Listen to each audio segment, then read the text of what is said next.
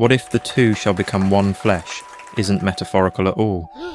What if there's one Hebrew word that reveals this verse is far more literal than you've been taught? The translators simplified it, made it sound symbolic, but the moment you understand what Moses actually wrote about marriage, this verse becomes terrifying and beautiful at once. Therefore, a man shall leave his father and mother and be joined to his wife, and they shall become one flesh. We think this means unity, togetherness, two people working as a team.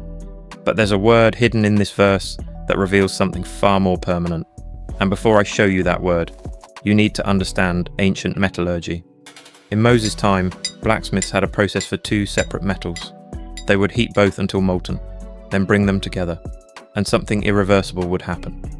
That process explains what Moses was describing. The word translated joined is Dabaq. And Dabaq isn't about partnership. But before I tell you what Dabaq actually means, there's something disturbing about where else this word appears. This same word describes what happened to Israel at Baal-Peor. Numbers 25. Israel Dabaq to Baal, and 24,000 people died trying to break it. Why would marriage use the same word as idolatry that killed thousands? Because Dabaq describes something that cannot be undone without destruction. Now you're ready to understand what Dabaq actually means. Dabaq doesn't mean unite or join together. Dabaq means to weld with heat, to fuse at the molecular level, to create one substance from two. When metals dabaq, they don't sit next to each other, they become indistinguishable. You cannot separate them without destroying both. But here's where it gets even more powerful. Look at what Moses says happens after Dabaq. Become one flesh. The Hebrew is echad basar, a singular substance, not two acting as one, not two cooperating, one entity. So Moses actually declared, a man shall Dabaq, molecularly fuse with his wife, becoming one substance. You don't unite in marriage, you undergo permanent fusion. Think about the arguments you have with your spouse, the moments you feel like strangers, the times you've wanted to walk away. You've been treating marriage like a partnership between two separate people. But Dabaq reveals you're not two people anymore. You're one substance trying to function. Your conflict isn't two people fighting, it's one entity at war with itself. That's why marital wounds cut so deep. You're not hurting someone else, you're hurting yourself. This is why separation feels like death.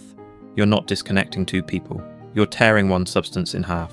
What happens when you cut yourself? You bleed. Declare this. We are Dabaq, permanently fused, not partnered, welded.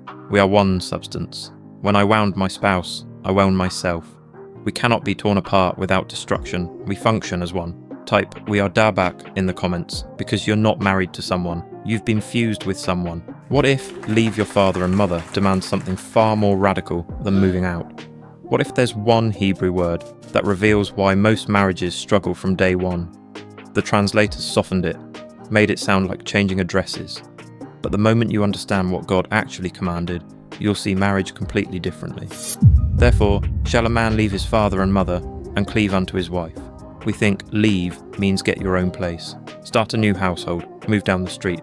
But there's a word hidden in this verse that reveals something far more severe. And before I show you that word, you need to understand ancient covenant law. When warriors pledged allegiance to a new king, they performed a ceremony. It required complete severance from all previous kings. Total. Irreversible. And God used that exact ceremonial word for marriage. A word that reveals what leave actually demands. The word translated leave is Azab. And Azab isn't about geography. But before I tell you what Azab actually means, there's something disturbing about where else this word appears. Psalm 22. My God, why have you Azab me? Jesus quoted this on the cross, the word for ultimate abandonment. Why would God use the same word for marriage that describes being forsaken by God himself? Because Azab describes something that cannot be half done. Now you're ready to understand what Azab actually means. Azab doesn't mean leave or move out. Azab means to forsake utterly, to sever all ties, to treat as no longer existing. It's the word for what you do to enemies, not family. God didn't say, move away from your parents. He said, Azab them. But here's where it gets even more powerful. Look at what the command includes. Father and mother. In Hebrew, this construction implies all previous bonds, not just parents, friends, past relationships, former identity, old allegiances, everything that held first place before your spouse. So God actually commanded, a man shall Azab, utterly sever every previous bond to cleave to his wife.